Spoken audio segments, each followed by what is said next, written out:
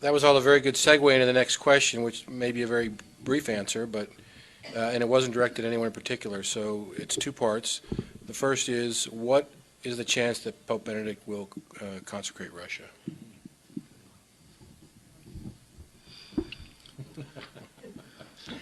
If Well, I go ahead. could offer an opinion.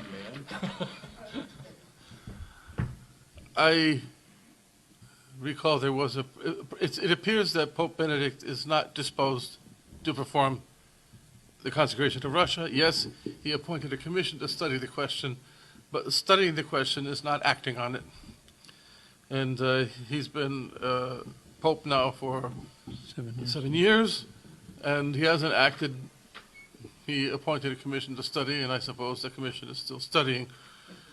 The prophecy was made by a man with a visible stigmata, Antonio Ruffini.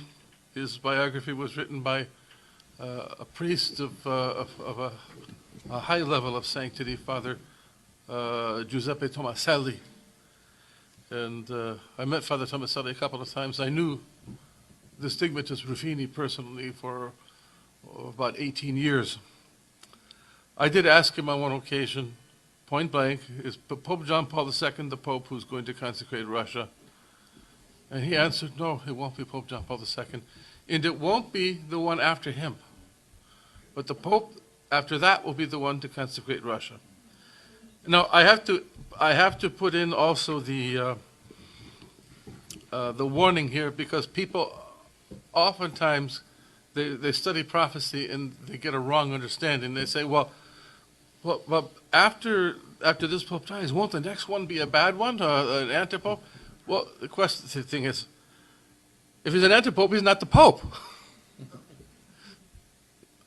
Our Lady said the Pope has to consecrate Russia.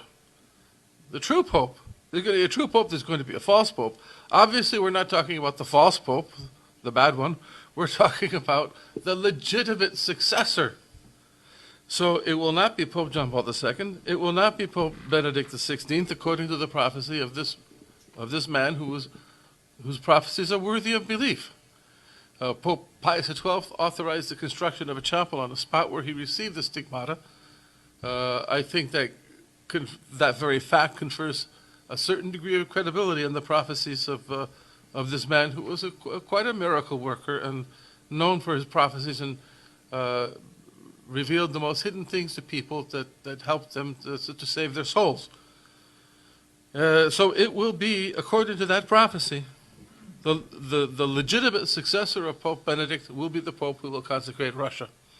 Considering Pope Benedict's age, and considering the prophecies that the Pope that precedes the one who will consecrate Russia may most likely not die of natural causes, it would appear that that time for the consecration of Russia is very, very near.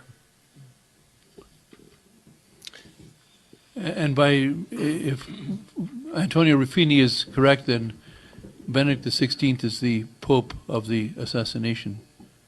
And I think that Frere Michel is most likely correct when he says that we will not have the consecration until we have the secret fully released. And his opinion, he told me that in 1985.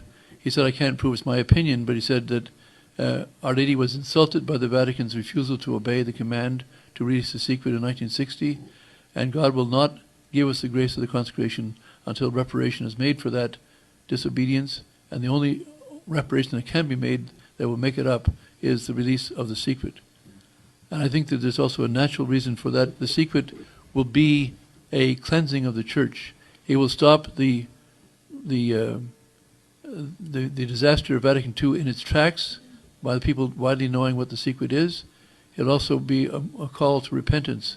As Malachi Martin said, having read the secret, and he announced on public radio a year before he died, he said, when the secret is released, the churches will be full, people will be on their knees, and there'll be long lines of confession. So I think cleansing will be... They will be pounding their breasts and begging God for mercy. The secret is about the Pope and the bishops and the hierarchy. It's also about every member of the faithful as well. And it is sensational, it is extraordinary, and it will be quite a shock to a lot of people. but it's not the reason for not releasing it. It's salutary. It will affect the salvation of many souls, just releasing the secret alone, and it will lead to the consecration after that.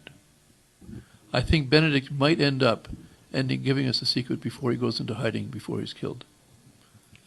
There is some foundation for that, Father. In fact, my source in Fatima, someone you also know, who was very much in contact with the Carmelite sisters. This was in May of 1991.